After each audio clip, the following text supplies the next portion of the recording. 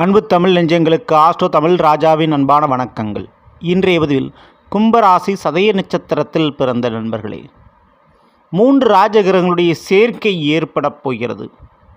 சதய நட்சத்திரம் ராகு பகவானுக்குரிய நட்சத்திரம். ராகு சதய நட்சத்திரத்தில் பயணித்து கொண்டிருக்கக்கூடிய 2025 மற்றும் 2026 வருடத்தில், இந்த 2025 வருஷம் முடியும் போது இந்த 3 கிரகங்களுடைய தொடர்பு ஏற்படுவதால் 2026 வருடத்தில் இந்த பாதிப்பு, இந்த பிரதிபலிப்பு இருக்கப் போகிறது. உங்களுடைய வாழ்க்கை எப்படி பயணிக்க போது 2026 அப்படின்றத இந்த 2025லேயே உங்களுக்கு காட்டிவிடப் போகின்றன இந்த 3 கிரகங்களோட சேர்க்கை. இன்றைய பதிவில் சதய நட்சத்திரக்காரர்களுடைய பலனை பற்றி பார்க்க வரோம். பதிவு ஃபுல்லாக பாருங்கள். நம்ம சேனலில் ஏற்கனவே குரு அதிசார பயிற்சி பலன்களாம் பதிவிட்டாச்சு. பார்க்காதவங்க சேனலில் பாருங்கள். மேலும் நான் டிஸ்கிரிப்ஷன் லிங்க் தரம் ப்ரெஸ் பண்ணி பார்த்து பயணிச்சுங்க. மறக்காம நம்ம சேனலில் சப்ஸ்கிரைப் பண்ணிட்டு கூடவே தர பெல் ஐக்கான ப்ரெஸ் பண்ணிட்டு பக்கத்தில் ஒரு ஆல் இண்ட் ஆப்ஷன் தவறாமல் செலக்ட் பண்ணிச்சுங்க. உடனே நான் பதிவிடக்கூடிய அடுத்தடுத்த பதிவுகள் உங்களுக்கு உடனுக்குடன் நோட்டிஃபிகேஷனாக வந்து சேரும். கும்பராசி சதய நட்சத்திரத்தில் பிறந்த நண்பர்களே, கும்பராசியில் உங்களுடைய நட்சத்திர ராகு பகவான் வந்திருக்கிறாரு. மிதுன ராசியில் இருந்த குருவனுடைய பார்வை அந்த ராகுக்கு கிடைத்து கொண்டு இருந்தது. ஆனால் இப்போ அப்படி இல்லை. ஏன்னா அக்டோபர் 18 குருவான் அதிசாரம் பயிற்சி அடைஞ்சு கடகராசிக்கு வந்துட்டார். குரு பார்வை இல்லாத ராகு பகவான்.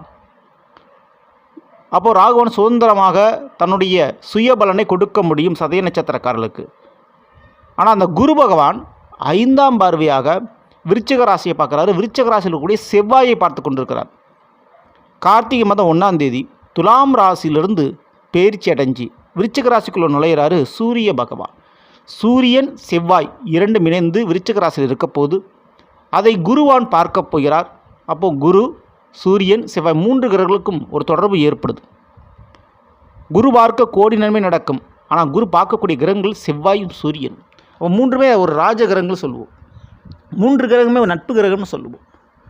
ஸோ இந்த நிகழ்வு எங்கே ஏற்படுது அப்படின்னா, கும்பராசியான உங்களுக்கு விருச்சிகம் என்பது 10ஆம் வீடு. அப்போ ராகு அமர்ந்திருக்கக்கூடிய வீட்டுக்கும் 10ஆம் வீட்டில் தான் இந்த நிகழ்வு ஏற்படுது. இது எதுவரை அப்படின்னா, கார்த்திகை 20ஆம் தேதி செவ்வாய் பயிற்சி அடைஞ்சு தனுசு ராசிக்கு பெறுவார். அப்போ 20 நாட்கள் தான். இந்த 20 நாட்கள் உங்களுடைய வாழ்க்கையை மாற்றக்கூடிய மிக முக்கியமான நாட்களாக இருக்கப் போகிறது. அதிலும் தொழில் ஸ்தானம், கர்மஸ்தானம், வாக்குஸ்தானம் போன்ற விஷயத்தில் ஒரு மாறுதல்கள் கண்டிப்பான முறையில் ஏற்படும். குறிப்பாக வியாபாரம், வாக்குத்தன்மை, பேச்சுத்தன்மை, பேச்சு திறமை அனைத்துமே மாறக்கூடிய ஒரு நேரமாக இது இருக்கப் போகிறது. பேச்சுக்களால் பெரும் லாபம் சம்பாதிக்கப் போகிறீர்கள். வியாபாரத்தில் பெரிதளவு நன்மையும் லாபமும் கிடைக்கப் போகிறது.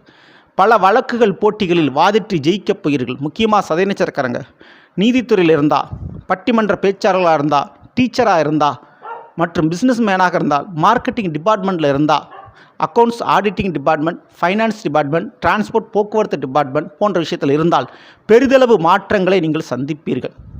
மேலும் அரசாங்க வேலை கிடைக்கிறதுக்கு 100% வாய்ப்பு உண்டு. சதய நட்சத்திரக்காரங்களுக்கு அரசியல் சார்ந்த பதவிகள், அரசாங்க வேலை வாய்ப்புகள், அரசு சம்பந்தப்பட்ட விஷயத்தில் ஒரு லோன் போன்ற விஷயங்கள் ஏற்படுறதுக்கு வாய்ப்புகள் இங்கே உண்டு.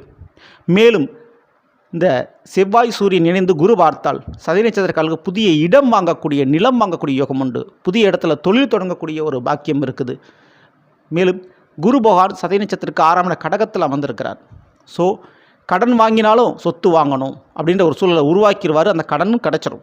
கடன் வாங்கினாலும் ஒரு தொழிலை உருவாக்குவீங்க. அது 2026 உங்களுக்கு சொந்த தொழில், சொந்த வீடு போன்றவற்றை ஏற்படுத்தி கொடுக்கும், அதை அனுபவிக்க கொடுக்கும். மேலும் தந்தை வழி உறவுகள் மூலமாக ஏற்பட்ட சிக்கல்கள் தடையாகி அது நிவர்த்தியாகி அது நல்ல விதத்தில் முடியும். ஆக மொத்தம் உயர் பதவிகளும் சொத்துக்களும் இந்த 2020 முடிவெடுக்குள் உருவாகப் போகிறது. அதனுடைய முயற்சியில் நீங்கள் இறங்க போகிறீங்க.